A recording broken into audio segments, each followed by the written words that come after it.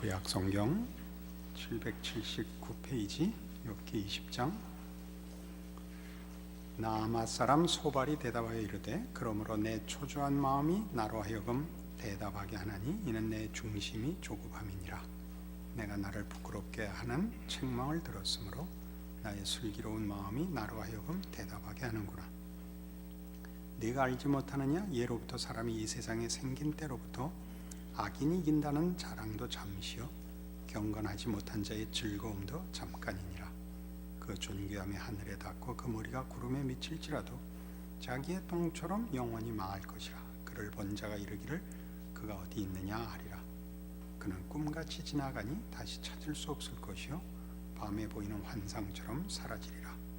그를 본 눈이 다시 그를 보지 못할 것이요 그의 처소도 다시 그를 보지 못할 것이며 그의 아들들은 가난한 자에게 은혜를 구하겠고 그도 얻은 재물을 자기 손으로 도로 줄 것이며 그의 귀걸이 청년같이 강장하나 그 기세가 그와 함께 흙에 누우리라. 그는 비록 악을 달게 여겨 혀 밑에 감추며 아껴서 버리지 아니하고 입천장에 물고 있을지라도 그의 음식이 창자 속에서 변하며 뱃속에서 독사의 쓸개가 되느니라. 그가 재물을 삼켰을지라도 토할 것은 하나님이 그의 배에서 도로 나오게 하심이니 그는 독사의 독을 빨며 뱀의 혀에 죽을 것이라. 그는 강 곧 꿀과 엉긴 젖이 흐르는 강을 보지 못할 것이요 수고하여 얻은 것을 삼키지 못하고 돌려주며 매매하여 얻은 재물로 즐거움을 삼지 못하리니 이는 그가 가난한 자를 학대하고 버렸으며 자기가 세우지 않은 집을 빼앗음이니라. 그는 마음의 평안을 알지 못하니 그가 기뻐하는 것을 하나도 보존하지 못하겠고 남기는 것이 없이 모두 먹으니 그런즉 그 행복이 오래가지 못할 것이라. 풍족할 때에도 괴로움이 이르리니 모든 재난을 주는 자의 손이 그에게 임하리라. 그가 배를 불리려 할 때 하나님이 맹렬한 진노를 내리시리니 음식을 먹을 때 그의 위에 비같이 쏟으시리라. 그가 철병기를 피할 때는 놋 화살을 쏘아 꿰뚫을 것이요 몸에서 그의 화살을 빼낸즉 번쩍번쩍하는 촉이 그의 쓸개에서 나오고 큰 두려움이 그에게 닥치느니라. 큰 어둠이 그를 위하여 예비되어 있고 사람이 피우지 않은 불이 그를 멸하며 그 장막에 남은 것을 해치리라. 하늘이 그의 죄악을 드러낼 것이요 땅이 그를 대항하여 일어날 것인즉 그의 가산이 떠나가며 하나님의 진노의 날에 끌려가리라. 이는 악인이 하나님께 받을 분깃이요 하나님이 그에게 정하신 기업이니라. 앞에 있었던 18장의 빌닷의 논리와 같은 이야기입니다. 앞에 빌닷이 그 장막에서 축출되는 악인의 운명을 하나님의 심판을 얘기했다면 이 소발은 즐거움과 결실이 없는 삶이 될 것이라 라고 동일한 논리를 전개하고 있습니다. 18장에서는 악인이 장막에서 뽑히고 사망의 장자가 그 지체를 먹고 흑암이 쌓이고 악인의 장막이 파괴되고 모든 자취를 없앤다는 표현으로 그 인과응보의 논리를 폈고 오늘 20장에서는 삼킨 재물을 토하고 뱀의 혀에 죽고 가산이 멸하고 없어지고 하는 식으로 즐거움과 결실이 없는 존재가 된다. 악인의 결말은 그렇다 하는 하나님의 일하심의 대원칙 인과응보에 근거한 논리를 펴 내가 당하고 있는 어려움은 결국 너 스스로 자초한 것이다 라는 대로 몰고 가고 있습니다. 우리는 이미 지난주에 이 문제가 신명기 28장의 신명기적 원칙 인과응보라는 원칙과 시편 103편에 나타나는 하나님은 자비롭고 은혜롭고 노하기를 더디하고 인자와 진실이 많은 하나님이라 라는 성경의 두 원칙 사이에서 어떻게 이해를 해야 될 것이냐를 한번 생각해 보았습니다. 어느 원칙을 지키는 하나님을 원하시는가 라고 스스로에게 묻기를 바랬습니다. 인과응보라는 법칙이 없어지면 질서가 무너집니다. 그러나 성경이 제시하는 하나님은 그 원칙을 세운 인격적 존재라는 것입니다. 그래서 우리가 잘 아는 예수님의 이 선포, 내가 곧 길이요 진리요 생명이니라에 가장 잘 드러납니다.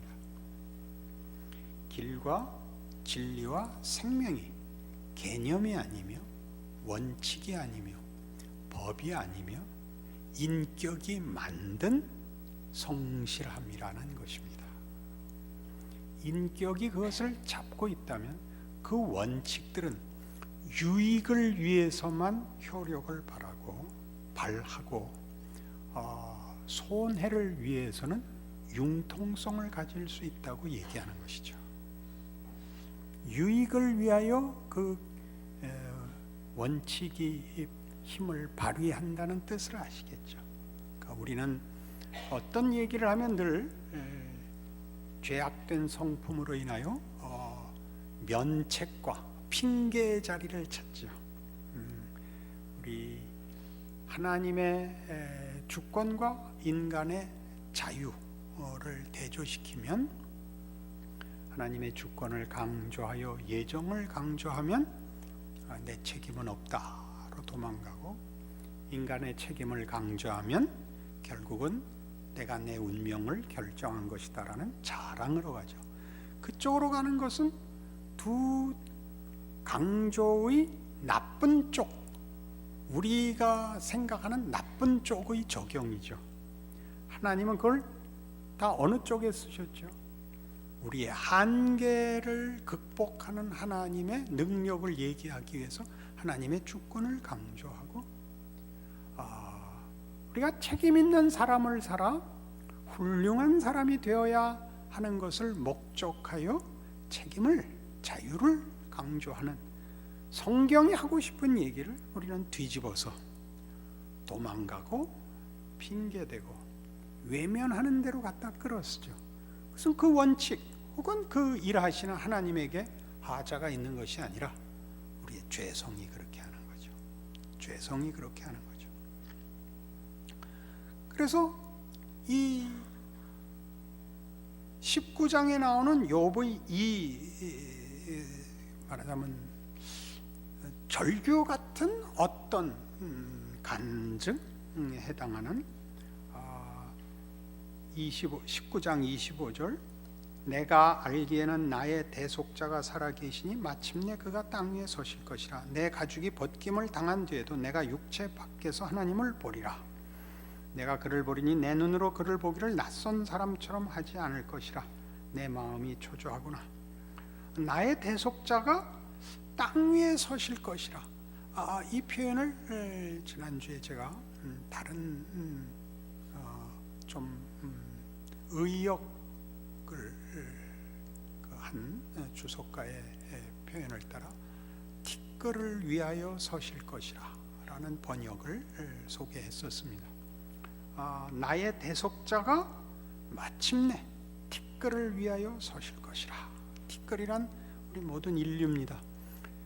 진흙으로 빚어진 인간을 낮추어 티끌, 죽으면 다시 돌아가는 티끌에 불과한 존재인 인간을 이제 이 19장에서 이미 나의 대속자가 살아계시니 마침내 그가 티끌을 위하여 서실 것이라 라고 욥의 어떤 비명 같고 어떤 계시의 섬광 같은 그의 간증이요 소원을 우리가 19장에서 보았습니다. 그 19장을 18장의 빌닷과 20장의 소발이 인과응보라는 종교성의 보편적인 원칙으로 이렇게 꽉 묶고 욥을 묶고 있죠. 욥은 그 원칙 밖에 지금 서 있습니다. 원해서가 아니요, 돌을 깨우쳐서도 아니요, 그가 원해서가 아니라 하나님이 그를 밀어냈죠. 우리 욥기 1장에서 하나님이 사단에게 넌 왜 그 모양이냐? 욥을 봐라 했을 때 사단이 이렇게 대답했습니다. 그가 까닭없이 하나님을 섬기겠습니까? 그와 그 집과 그 모든 소유물을 산 울러 두르심이 아니니까, 울타리를 쳐 보호하시니까 그가 하나님을 섬겼죠. 그래서 하나님이 뭐라 그랬습니까? 그래? 그럼 그거 한번 깨보자가 됐죠. 그걸 깨서 사단이 요구했던 건 욥의 무너짐, 욥의 배신을 의도했지만 하나님은 그걸 깨서 어디로 끌고 나오시죠? 신명기 28장이 그런 경직된 법칙이 아니라 인격자의 손에 쥐어진 법칙이라는 걸 보이는 시편 103편으로 끌고 나오고 있는 셈입니다. 이런 식의 표현은 많습니다. 요나서 2장 보시겠습니까? 구약 성경에 이런 표현들이 있다는 걸 한번 보실까요? 1288페이지 구약 요나서 2장 1절 말씀부터 보죠. 요나가 물고기 뱃속에 갇혔습니다. 요나가 물고기 뱃속에서 그의 하나님 여호와께 기도하여 이르되 내가 받는 고난으로 말미암아 여호와께 불러 아뢰었더니 주께서 내게 대답하셨고 내가 스올의 뱃속에서 부르짖었더니 주께서 내 음성을 들으셨나이다. 주께서 나를 깊음 속 바다 가운데 던지셨으므로 큰 물이 나를 둘렀고 주의 파도와 큰 물결이 다 내 위에 넘쳤나이다. 내가 말하기를 내가 주의 목전에서 쫓겨났을지라도 다시 주의 성전을 바라보겠다 하였나이다. 물이 나를 영혼까지 둘러싸우며 깊음이 나를 에워싸고 바닷물이 내 머리를 감쌌나이다. 내가 산의 뿌리까지 내려왔사오며 땅이 그 빗장으로 나를 오래도록 막았사오나 나의 하나님 여호와여 주께서 내 생명을 구덩이에서 건지셨나이다.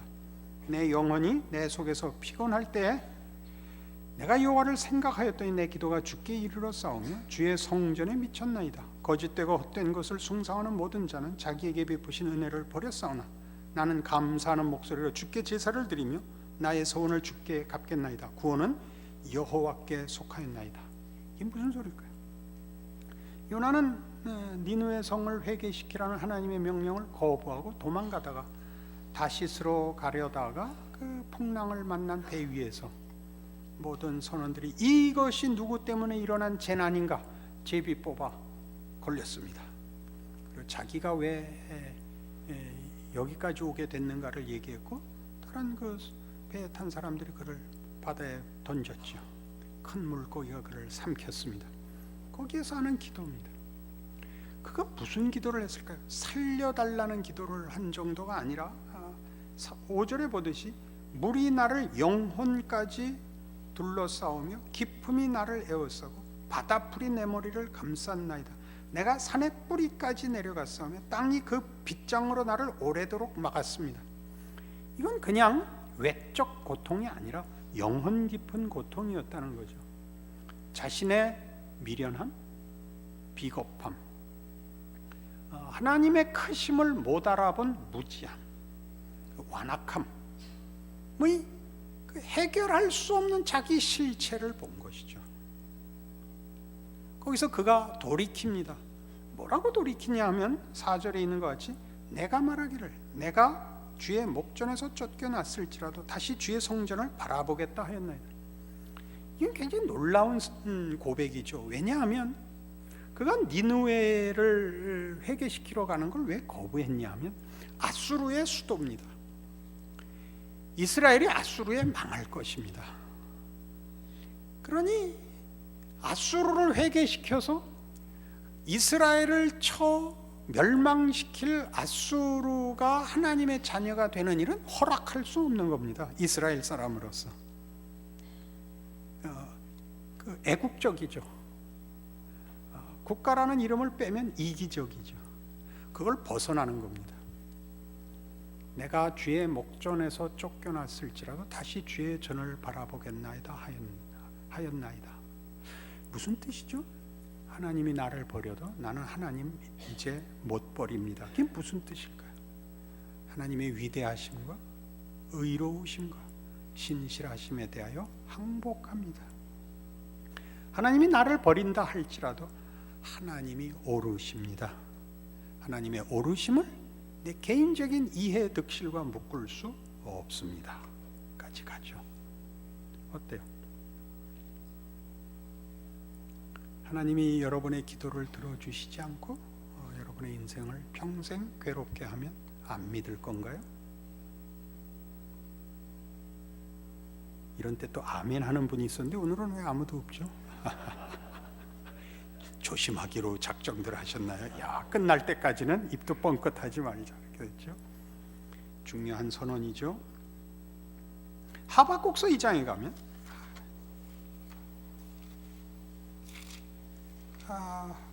1302페이지입니다.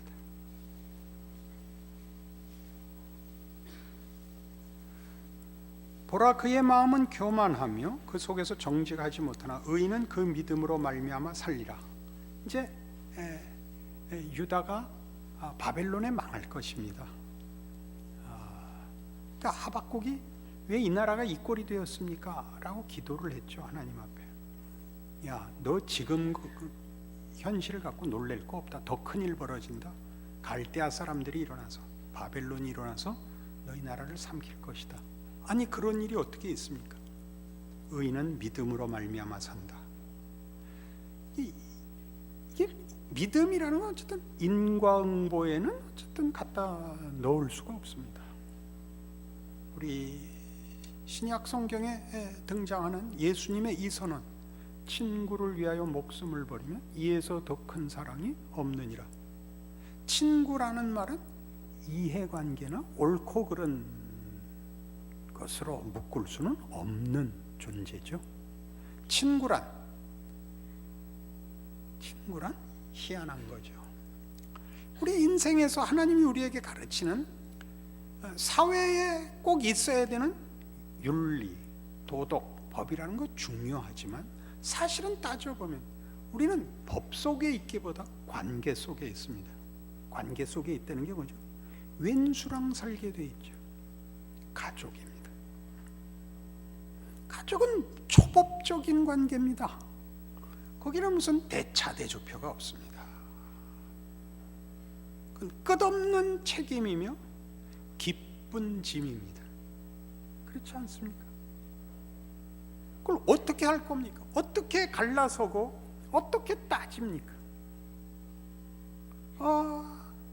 죽을 때까지 짐이고 죽을 때까지 유일한 기쁨입니다. 어떤 날은 무자식이 상팔자고 어떤 날은 손주 없이 무슨 낙으로 사나, 그런 날과 날이 교차하는 것이 아니라 매 순간 매초 순간마다 우리가 우리의 삶에 대하여 놀라죠. 그 이상 기쁠 수 없고 그 이상 짐일 수 없는 그런 현실을 살면서도 결국 꺼내놓을 때는 명분적이고 사실 맛없는 매정한 법을 우리는 마치 가장 필요한 근거인 것 같이 내세웁니다.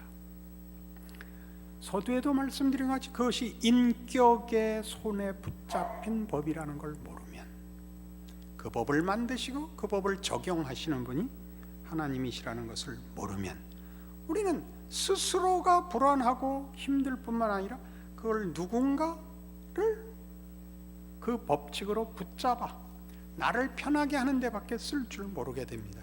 새 친구들은 옳은 말을 하지만 적당하지 않게 쓰는 자들인 것입니다. 그러니 욥이 자꾸 무슨 불평을 하죠? 너희들은 내 친구 아니냐? 어쩜 이렇게 비정하게 구냐? 이겁니다. 어떻게 비정하게 구냐? 이 문제에서 우리를 놀래키는 사람이 둘 있죠. 모세입니다. 모세는 창세기 32장에서 이스라엘 백성들이 율법을 받으러 시내산 위로 올라간 모세가 40일 동안을 내려오지 않자 금송아지 만들어 하나님의 진노를 사고 하나님이 손수 써준 그 십계명을 가지고 내려와 던져 깨뜨립니다. 하나님 앞에 올라가 용서를 구합니다. 하나님 뭐라 그러시죠? 내가 이스라엘 백성을 진멸하고 너로 새로운 민족을 만들겠다. 모세가 뭐라고 답했죠?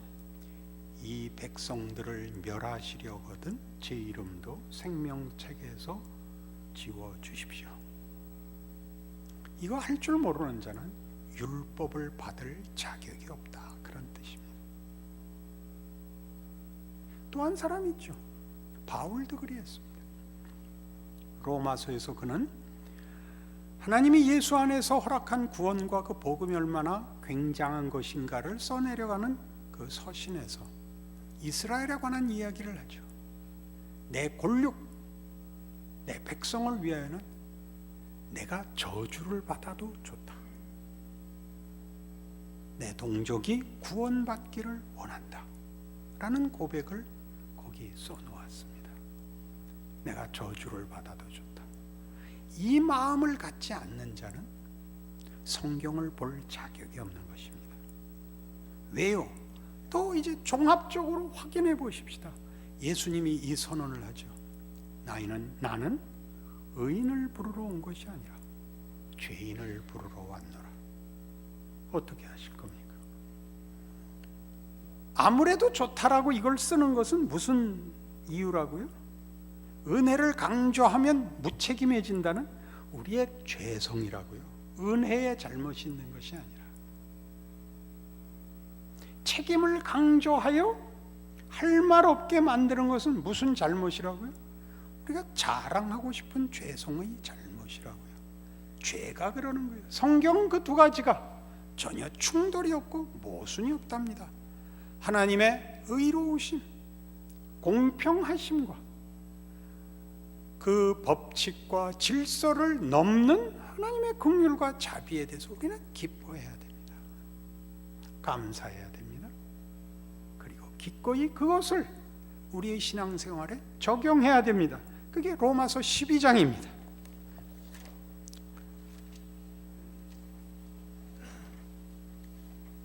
로마서 12장에서 우리는 성경이 우리 성도들에게 요구하는 신앙 실천에 대하여 이런 말들을 만납니다.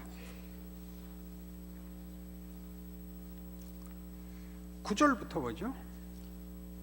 사랑에는 거짓이 없나니 악을 미워하고 선에 속하라.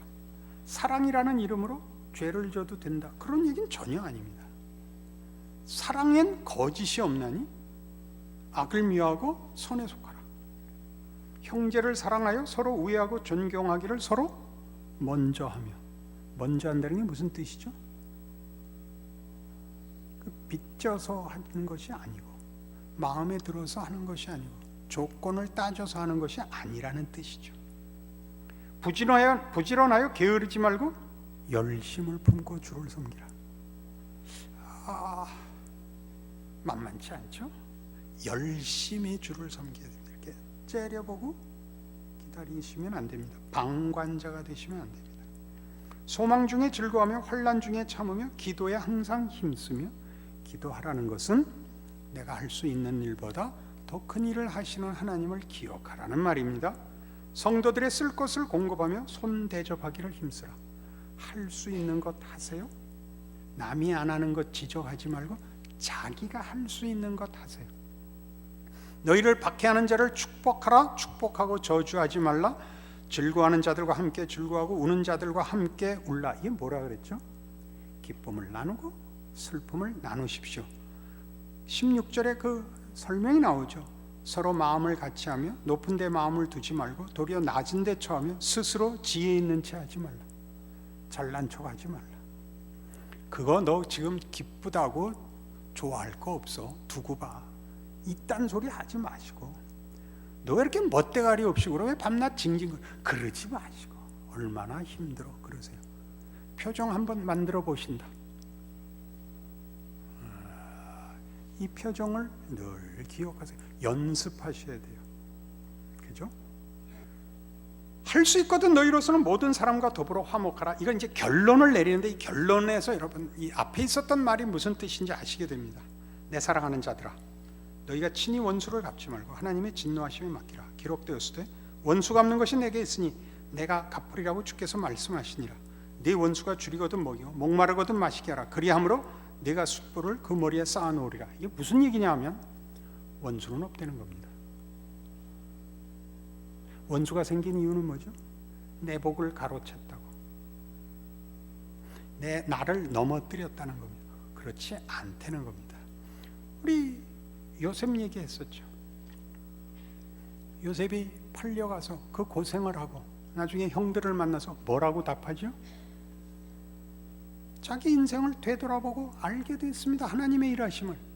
형님들 걱정하지 마십시오. 나를 여기 보낸 건 형님들이 아니라 하나님이셨습니다. 원수는 없다는 겁니다. 우리 인생에 원수는 없습니다. 우리의 이해관계와 우리의 연약함이 만든 분노이지 원수 없답니다. 하나님이 다 그 모든 것으로 일하신답니다. 그러니까 예수님께서 십자가에서 하신 이 말씀 다시 생각해 볼 필요가 있죠. 아버지여 저들을 사하소서, 저들이 자기가 하는 일을 알지 못합니다.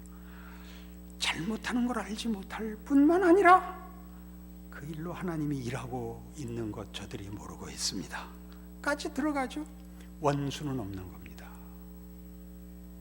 그래서 악에게 지지 말고 선으로 악을 이기랍니다. 상대방이 한 대로 갚고 그 원한을 상대방에게 풀지 마시고 하나님의 일하심을 믿고 감수하라는 겁니다. 무시무시하고 생각해보면 우리 인생에 겁날 것이 없구나라는 생각에 여러분 뿌리를 내리셔야 됩니다. 욥은 아직 힘듭니다. 그러나 그는 하나님의 이 기이한 인도하심 속에 더 큰 하나님, 더 깊은 하나님을 만나고 있습니다. 그 친구들은 모르고 있습니다. 친구들이 자꾸 욥을 정죄하고 욥을 훈계함으로써 욥이 어디에서 어디로 나가고 있는가를 더 분명하게 보여주는 역할을 하고 있을 뿐입니다. 여러분들이 이 세 친구의 옳은 말에 그치지 마시고 더 나아가는 욥의 경험과 그를 인도하시는 하나님이 이제 욥에게 베푸시는 더 큰 하나님의 일하심에 대하여 배워나가신다면 세 친구들이 욥을 붙들어 매어 확인하여 스스로 안심하려는 경지를 넘어가는, 그래야 끝에 나오는 욥이 친구들을 위하여 기도해야 되는, 용서를 구해야 되는 하나님의 판정의 깊은 인도하심 속까지 가시게 될 겁니다. 그리하면 하나님이 우리 평생에 과연 늘 함께 하셨고 모든 것을 복이 되도록 하나님이 친히 개입하셨다는 것을 아시는 날이 옵니다. 여호와는 나의 목자시니 내게 부족함이 없으리로다가 나의 고백이 되고 하나님을 사랑하는 자 곧 그 뜻대로 부르심을 입은 자들에게는 모든 것이 합력하여 선을 이루느니라가 우리의 선언이 될 것입니다. 그 길에 들어선 줄 아시는 여러분들의 신앙이요, 고백이요, 인생이기를 바랍니다. 기도하십시다. 하나님 아버지 은혜를 감사합니다. 하나님의 크심과 위대하심과 놀라우심과 거룩하심을 확인하고 또 확인합니다. 그리고 우리 인생을 돌아보니 과연 우리가 손해본 것이 없다는 것을 깨닫습니다. 우리의 눈물, 한숨, 분노 그리고 절망들이 다 오늘 우리를 잊게 하였고 우리의 실수와 실패와 무지와 게으름과 비겁함을 가지고 하나님은 그대로 갚지 않으셨고 선으로 갚으셨음을 고백할 수밖에 없습니다. 그리 깨우치셨으니 나눌 수 있게 하옵소서. 세상과 우리 후손들 앞에 하나님을 사랑하는 자의 넉넉함을 증언하고 우리의 인생으로 보여줄 수 있는 복도 감당하게 하옵소서. 예수님 이름으로 기도합니다.